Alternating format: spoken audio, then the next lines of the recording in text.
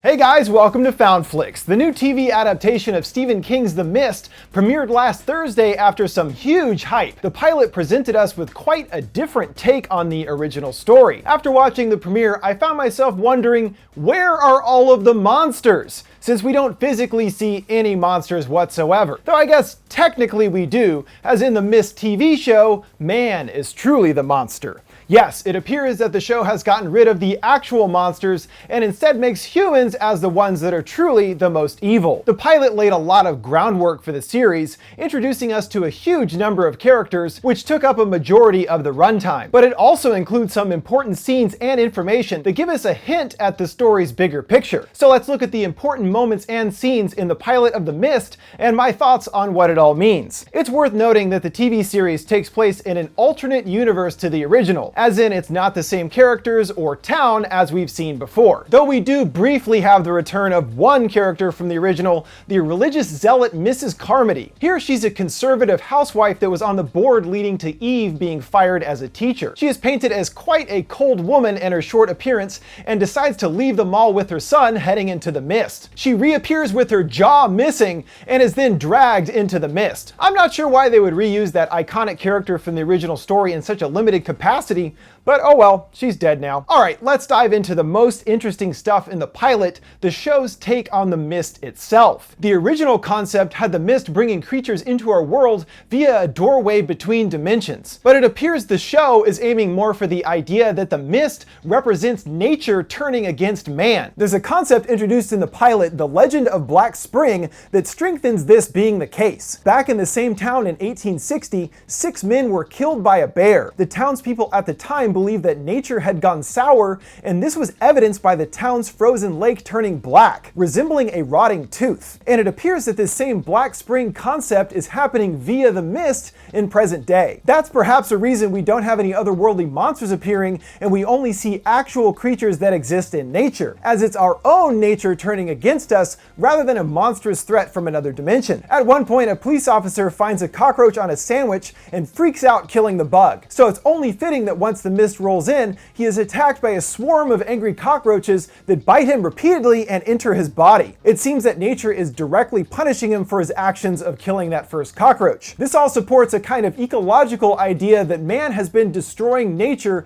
and it seems it is now turned against us. There's another aspect to the mist that is only briefly touched upon in the pilot, and it also indicates the mist's psychological impact on humans in addition to nature. When Mrs. Raven and her husband run into the guy with the gun, he asks them if they are real before pulling the trigger and killing Mr. Raven. It seems the mist has the ability to create physical manifestations of people, essentially hallucinations for people that are trapped in the mist. This indicates he's been seeing things in the mist that aren't real, and as a result of whatever he saw has totally lost his grip on reality. That's what causes him to shoot Mr. Raven in the first place. But what could he have been seeing? I believe the mist manifests things from our own past that haunt us, our deepest regrets and mistakes. And it's perhaps these sins of his past and being unable to deal with confronting them that caused our shooter to lose his marbles. Plus, when Mr. and Mrs. Raven first enter the woods, there's a distinct baby crying sound ringing out. My immediate thought upon hearing this is that it has to do with a child the Ravens had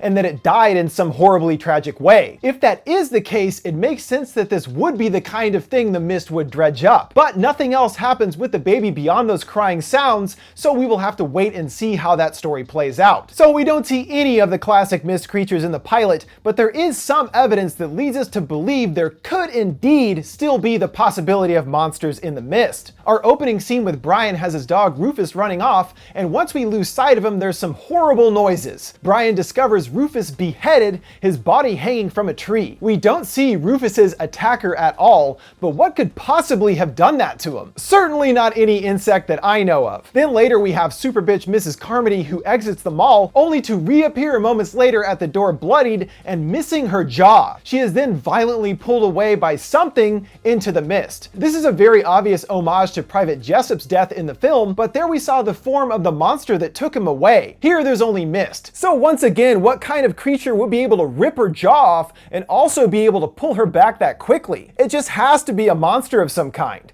Otherwise, this all just feels like a big tease. So hopefully they're saving some kind of monsters for later in the season. As far as where the mist came from in the first place, the pilot does quickly introduce Project Arrowhead, as seen on Brian's fatigues. In the original story, Project Arrowhead is a military organization near the town that has been doing scientific experiments attempting to see into other dimensions. The actual incident that unleashes the mist isn't ever made clear, but in the original script for the movie, it is explicitly stated that Arrowhead did open a gateway between dimensions, but it was actually caused by a lightning strike, not by their own volition. Though it's hard to say if the show will go in the same direction, as they haven't stuck closely to the original story in many aspects already. Alright, so all that stuff we just talked about were by far the most compelling parts of the pilot.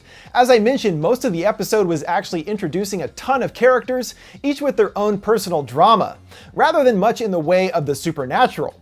But there's a few questions regarding the characters still worth exploring. There's the mystery of who actually did sexually assault Alex. Everyone is quick to believe that Jay is responsible after Adrian says he actually witnessed what happened, but I doubt that's the case. It really feels like Adrian is lying. Adrian and Alex are very close friends, but it seems that he is jealous of Alex's crush on Jay. At the party, as soon as Jay shows up, Alex is whisked away, leaving Adrian by himself with a bunch of a-hole teenagers that already started trouble with him. So it makes sense that Adrian would lay the blame on Jay for what happened in order to get Alex to stop liking him and in an attempt to maintain their own friendship. Adrian feels like an outcast and Alex is someone that he can depend on, so he would be all alone without her. Maybe someone else is actually responsible for what happened, or it's possible that Adrian staged the whole thing, which is kind of disturbing. Either way, it harkens back to that idea that man is capable of true evil that seems to be at the core of the series. And the only other question I really have, how does Brian tie into the story? He comes to in the first scene of the pilot and is suffering from amnesia, not even knowing his own name. We know that he must have been working as part of Project Arrowhead based on the fatigues he's wearing, so what happened? At first, I considered that he might have been ousted by Arrowhead for going against their interdimensional experiments. As a result of him turning his back on them, he was doped up with something to give him amnesia and dumped on the mountain right where the mist first shows up. But then I thought of something that could be much more interesting. Could Brian actually be the cause for the mist in the first place? He might have actually been the one leading the experiments, and once things went haywire, felt responsible for what happened. And so, unable to deal with the repercussions of what he unleashed, actually chose to have his memory wiped so that he would no longer know what he had done. This too would fit in well with the series' ideas about the mistakes and regrets that plague humankind, and it would be dramatically satisfying to see him eventually learn that all of this was his fault, and then have to learn how to deal with it all over again. Alright guys, that'll do it for my look at the series premiere of The Mist. What did you guys think of the pilot? Are you gonna stick around for the rest of the season? Do you think they changed the original story too much? Let me know your thoughts in the comments below. Make sure to like, subscribe, and follow. Thanks for watching Found Flicks. See you next time.